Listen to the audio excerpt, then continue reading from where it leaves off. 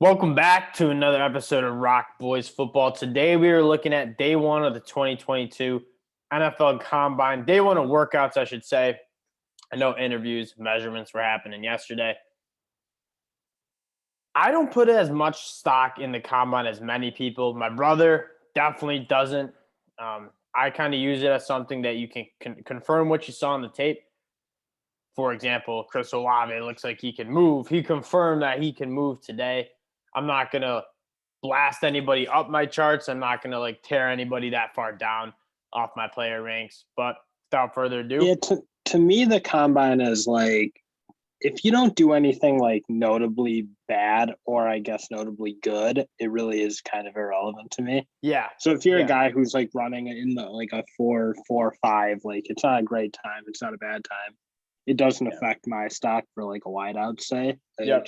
I don't care.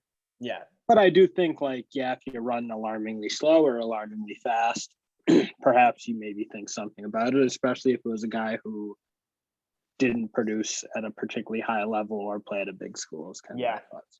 All right, let's get into it. I watched many of these guys run live, and it was a fast track. The group two, the group two started with Chris Olave. I was expecting low 4.3s. He's fast. I knew he was fast. I didn't know he was 4.26. And that's the thing is his vertical, we'll get to that, wasn't anything special, but you said it. He is just a smooth mover. And he looked it. Speed. Tyquan Thornton obviously blew up the combine with a 4.21, the fastest 40 that anybody's ever put on the books at the combine. And it looked it. That dude was moving. He probably made himself he definitely made himself a little bit of money. This league obviously values speed. I wouldn't say he's getting into round 3, but he's probably went from back end of day 3 to probably the front end of day 3. 6'3" guy who can move at maybe 4.21 pace. Obviously that's an interesting one because that's North Dakota State guy, obviously an FCS program. Yeah. And I think it does help a guy like that to really fly because you do wonder, is he just eating up bad competition? And he does at least have the athleticism to be kind of on the top. And he's also a smooth guy for how big he is and how big his hands are. He's a guy who blew up the Senior Bowl too, so he's had a great draft process. I think he was a late day 2 pick. He might be talking about more early day 2 pick, maybe in the second round. This dude he's really impressive. He runs really clean routes from the film I've seen of him at the Senior Bowl and at North Dakota State, and now he's running a 4.2. And honestly, I don't think the draft is at the top on the wideout. It's very good. I think the middle wideouts. Yes, I think he cemented himself as probably you have the Olave, Wilson, Drake London, Traylon Burks, Johan Dodson. I kind of have that tier 1. And then Christian Watson, George Pickens, those are guys that are tier 2. Yeah, and J-Mo. Those are tier 2 guys that I think are going to be early day 2 picks now. Because Pickens also, we'll get to him. He also ran really fast. Velus Jones confirmed the speedster that he was, but you kind of knew that. Calvin Austin had a very good day. He's a jitterbug, twitched up dude, very small. And so definitely just helping to have that top end speed. Alec Pierce, another guy that we kind of knew was going to fly along with Danny Gray, Bo Mel, and Khalil Shakir. Garrett Wilson he had a good day. People were saying low 4.5s, high 4.4s for him. 4.37. He was another part of that group that was a fast track. That's pretty good number for him. What do you think? Yeah, for him that doesn't change a thing about how I think of him. I was surprised that people were saying 4.5, but I don't think you saw that on tape. I feel like you knew he was athletic. You could. Yeah. I thought you could see it. I don't know. To me, it's you knew he was an alpha dog. If he ran a 4.48, I don't think anything different versus a 4.37 personally, but maybe some do. Yeah, Wayndell Robinson was another guy who I think would have one of the higher 10-yard splits of the 40 because he can get going fast. That's a nice time. That is a good time to long speed. George Pickens, I think, helped himself out a lot too because I think he didn't look that fast kind of coming back from that injury.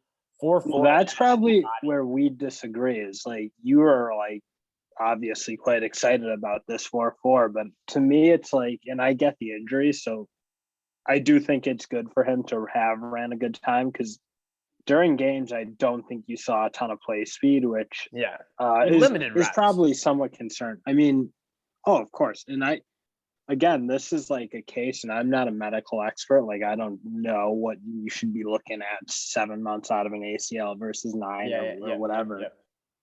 But to see him come out and pop a really impressive time, especially for a really big guy, I think this is one that helps.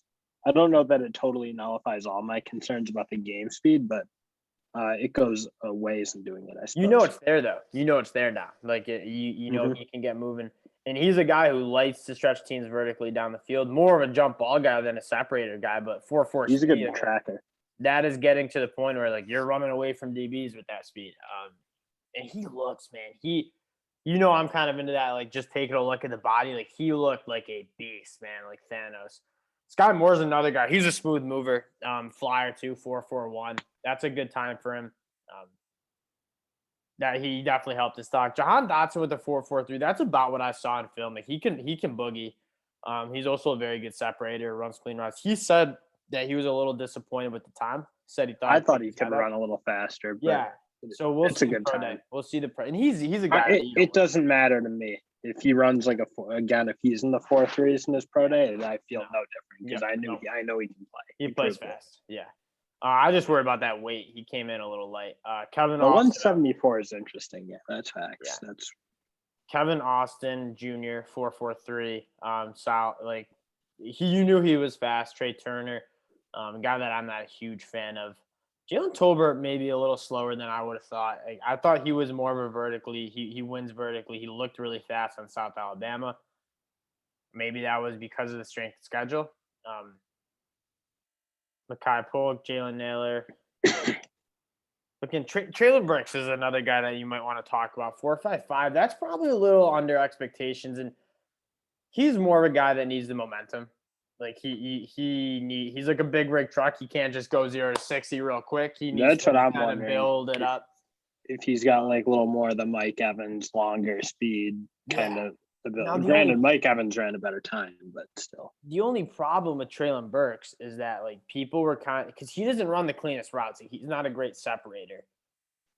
Fair. And kind of what he hung his hat on is I'm really big, but can also like bird. And now it's like, well, you're kind of middle of the pack with the wide receivers. Yeah, but he's still, he looked fast on the field. So it's like, it's not an awesome time by any means, but it doesn't knock him out for me. I think people like to overanalyze the fort, obviously. I think all combine stuff, but I don't know. When you see him on the field doing his thing against Georgia or Bama, against these big dog teams with pro level talent, it's like, well, there's something to his game that works. And he also didn't like jump that well though. So now it's just like a little bit of question. Like, do you have the juice that people thought you did? You can have those questions. I'll sit comfortably with the fact that he was a baller. I'm also not that big of a fan of the prospect in general. I think he doesn't have. If you're using a first-round pick on a wide receiver, you want to see a little bit more of a complete game. I think a lot of what I saw in film, and I've said this when we went over him as a prospect, is like KJ Jefferson would just look off the safety and then just throw it up to him. Like, it's just there wasn't like a complete route tree that you saw with like Garrett Wilson, Chris Olave, and Drake London. Oh, I agree with that. I'm not the biggest fan of him. Don't have his size. But yeah. And now the two guys that were a little disappointing, David Bell and Dantero Drum, like you knew David Bell wasn't like a phenomenal athlete. He's more of one of those smooth movers who gets separation and just eats you up on the intermediate routes. But 4.65 is kind of concerningly slow. Time. Yeah. For sure. This is like a case where it's like, okay, maybe you would like to. And it's not that like, I don't know, Michael Thomas is a guy who I think in a similar vein is not a 40-yard champion kind of guy, but yes, it does. And again, he's still a guy who was playing at a obviously primetime competition in the Big Ten and was dominating for 3 years. So he did. I don't know that I'm like writing him off, but I think you would have liked to see a little faster. I guess what I'd say is like when you have that group of tier 2 guys, he's a tier 2 guy on our board, tier 2 wide receiver. Like George Pickens, Wendell Robinson, those guys, Watson type guy, Christian Watson, those guys kind of edged him out there. Dantero Drum is another guy that I was kind of beating the drum as like a Deebo Samuel kind of guy. He looked faster than he ran. 4.65 was a little bit disappointing. Again, he's not going to be like a speedster. He's more of a bigger guy. But again, a guy that if you're drafting to try to get the ball in his hands and be explosive, like maybe a little bit concerning there. Do you have any idea what he was jumping in some of the other metrics? Yeah, well, we're going to get to it. We're going to get to it. We'll look at the vertical now. It also wasn't great. Alec Pierce, again, he's a very good athlete. Calvin Austin was another guy that was the 39 is a very, very good jump. He's small, but man, he's a ball player. Christian Watson again, man. He was all over. He had a great day. Well, probably the winner of the day. I mean, Tyquan Thornton too, 36. Johan Dodson, 36. Garrett Wilson. That makes. I thought Garrett Wilson might have jumped a little bit. I almost thought he'd be on like the top of that list. Yeah, but again, I'm not gonna like crush him for it. It's a good job still, obviously. Yeah. There's some guys that are a little concerned on the Dantero Drum at 34. It's not a great. It's like kind of good, not great.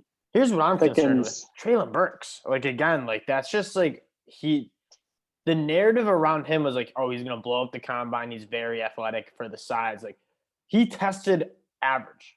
Like, yes, he's big. Although I don't even think he was over 6'3" now that, like, he was like 6'2" something. And again, I'm not going to like nitpick over an inch. Yeah. But, like, he didn't kill it today. He didn't kill it. And if he's not like I get that he didn't kill it, but he did kill it on the field. So he killed it on the field. You still have to remember that. Yes. I don't even know what that.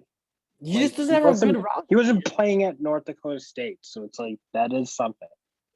There's a reason those guys go play at Bama and the big schools because you can prove yourself. That is shockingly low out of Reggie Robertson.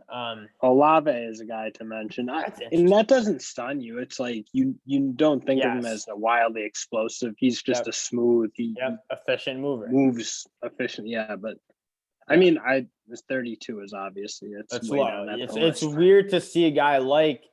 Another thing I just don't care. Yeah, like Chris Olave. That's not going to I mean, the 4.26 is way bigger of a deal than the 32. But it's weird to have like a Chris Olave, Trey Turner, guys who were top end of the 40, like jumping not great. But yeah, I guess something to just kind of again keep your eye on. Let's look at the broad real quick. Christian Watson. That was ostensibly the same. That was the 7th best broad jump out of wide receiver since 2009. So like he lit it up real good. Heck of a jump. George Pickens with a nice broad jump. Yeah. I don't know. Which I think you would like to see that he can get himself moving because that's a big body on George Pickens. So again, nice Treylon Burks, middle of the pack, man. Middle of the pack. It's not great. It's a little surprised to see Wandell down there, but he's got the short legs. I think having some longer legs might help. I really don't know. I don't know. That kind of makes sense now that I'm looking at the top of that list. But I don't know if it does. Tyquan Thornton's he's a 6'4" guy. Well, Calvin Austin, he just has 5'7". He's a freaky athlete. All right, top 3 winners of the wideouts. Give it to me right now. Well, I think Watson's the one who really helped himself. Watson won. I see. I'm trying to think. Like hard to argue. Tyquan Thornton didn't help himself. Obviously. Yeah, I mean that's a killer jump. He didn't kill the other thing. I mean, he did well, but 4.21 is incredible though. I'm just saying, like everything else, and he did do well. So I'll give it to him. And then the problem with him is you saw him at a big school and he wasn't a producer, which is. But that Baylor offense, I mean, like. No. What do you mean? It's not that bad of an offense. But it was a run heavy offense. It was a run heavy offense, and he had a solid quarterback in Gary Bohannon. Grant, I am kind of interested to see what you have as his stats because I don't totally know them. Just feels 6'3", 182. He's a blaze or 948 yards. That's not bad. Those are good numbers. That's touchdowns. And he's a long dude. Like that's impressive. Those are better stats than I would have thought. So I knew it was around him and Tay Martin because I kind of grouped Tay Martin and Tyquan Thornton together. But man, dude, and then I think Chris Olave is 3, just the 4.26. Yes, he can separate, but he also can just absolutely run away from people. There was a rep against Minnesota where I saw that speed. Whereas, like, the safety looked like he had the angle on him, and he just blew right by him. Like, Chris Olave's got the juice. Yeah. Let's take a quick peek at the tight ends. They benched Jalen Weidermeyer, I wish he ran. That's my big takeaway from the tight ends is it would have been nice to are we not that's a wild move by the NFL Combine website to not do the numbers because they're sure they did it, but on the live show. Yeah, they did. We were just looking at it. Here. Let's just refresh the page. But just to I'll hit on some highlights as you pump around, but there we go. Oh, there they are. All right, let's take a look at the 41st. This guy from Maryland, if you guys know or guests know a Rockoff Maryland guy like that, he's a freak athlete. I think we knew that. I think the story of the day was Jelani Woods with the 4.61 because this dude's legit 6'7", massive frame, and ran a 4.61. Like that is that's really good Drummond. for him. Yep, that's really good. Who was the other 4.65? David Bell. I mean, that's incredible. He was a day 3 pick, and now he's probably front day 3. I think that's. I mean, he's putting himself up with the big dogs at tight end. I mean, one of the concerns is health a little bit. You did see him get injured a little bit with a bigger frame. Just go low on him, man. That's a really good time. He was fairly productive. I think he had like 44 catches for over 500 yards, if I was correct. Yeah, and that air raid offense. And he missed a few games too. So he missed games too. So it's like he was pretty. I mean, obviously against Wake Forest, you saw I thought he looked very good. Yep. And he's probably I know we'll get to the winners at some point, but I have to give it to him because obviously he has production. Chigga Kwonkwo, same thing though. He was a fairly productive tight end on a Maryland team. He was more of like you knew what he was though. Like, you knew he's kind of a freak athlete. Jelani Woods, I did not see the 4.61 coming. If you would have asked me, I'd say high 4.7s. Like I didn't think he was a flyer, but man, that's a really impressive time. I think Greg Dulcich may be a little bit underperformed. I thought he was a little faster than a 4.7. He ran a 4.61 unofficial, and now the official is a 4.7 on him. Like if you told me Jelani Woods ran a 1/10 of a second faster than Greg Dulcich, I would have been very surprised. Oh yeah, yep. So interesting. Connor Hayward's going to get drafted. He's more of a fullback than a tight end, but he's going to get drafted. Cole Turner, yes. I got not into it, but I was talking with a guy in our comment section about Cole Turner and his athleticism. 4.76,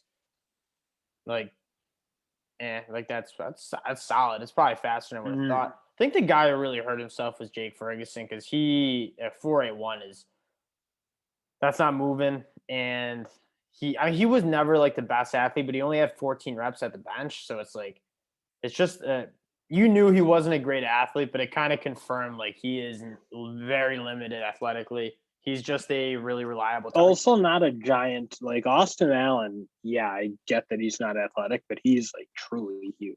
And his game wasn't speed.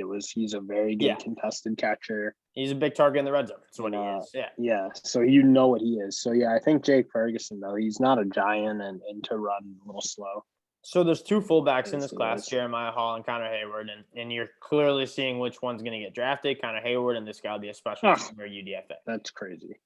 Hayward's going to get drafted. He is because he gives me more like Kyle Juszczyk vibes than anything else. Like he's not just a fullback. I agree with that, but I'm not like writing Jeremiah Hall off for a bad for. I just because wait till you see his bench too. It's just like he's just limited. He's just limited athletically.